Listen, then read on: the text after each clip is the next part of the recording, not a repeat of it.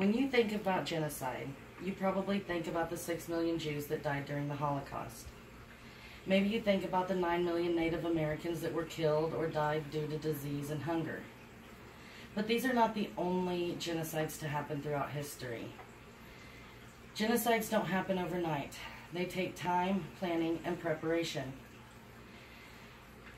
This is good information for me to know because I hope to work in countries that are dealing with the later stages of genocide. But why should it be important to you?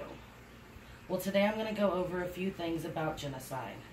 What it is, how it happens, and why it's important to know this information. So to begin with, Merriam-Webster defines genocide as the deliberate and systematic destruction of a racial, political, or cultural group. The word was created by combining geno, a Greek word for race, and cide, a Latin word for killing. So how did these genocides or these race killings happen? Well, the following 8 stages of genocide were written by Gregory H. Stanton and can be found at genocidewatch.org. The first stage of genocide is classification.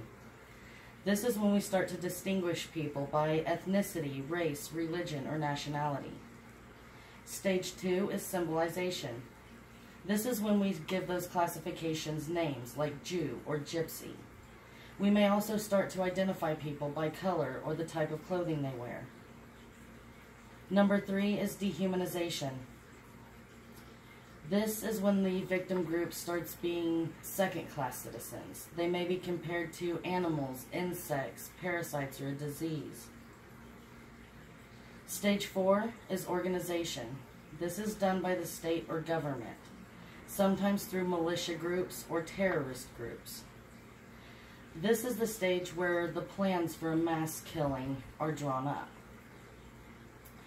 Stage 5 is polarization. This is when extremists drive groups apart by broadcasting hate propaganda. Some laws may forbid intermarriage. The victim groups may have their assets seized and travel denied to them. Step 6 is preparation.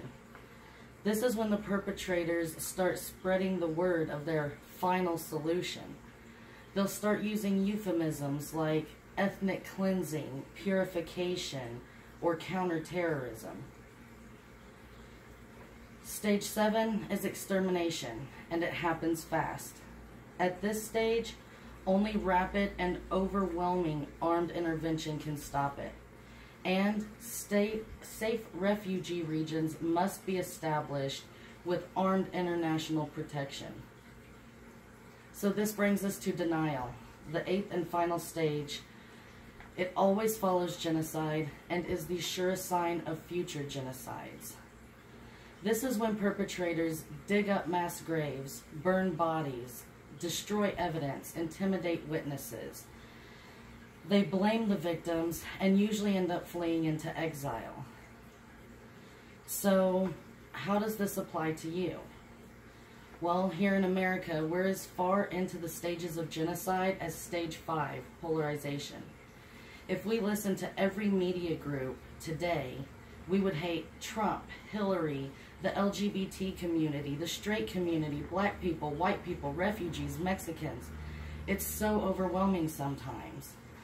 With white people marching in the streets with tiki torches, celebrities, rioters fueling the fire, fear tactic headlines. It's a slippery slope. Where will you be in 10 years or 20? Where will your children be or their children? Well, I hope that they will be living in a country that's free, where they can be who they truly feel they are, where they can love whoever they choose, and can worship God however they see fit. But for us to live in that America tomorrow, we have to teach our children to love each other for their differences today. Now, I'm not a prepper. I don't live off-grid preparing for the apocalypse. I don't have barrels of corn buried in my backyard. I just believe that the last genocide should be just that, the last. We know the first step to solving any problem is to identify it and admit that it's a problem.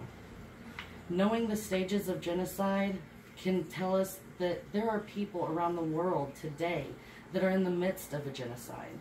And it can also allow us to judge how close we are to having that type of problem ourselves. We can change this reality, though, not just for people in the world today, but for our future generations, by teaching tolerance, so that we can leave our children with a better world than we were given. Helen Keller once said, the highest result of education is tolerance. I believe this is true, and that's why I hope this presentation has been educational for you today.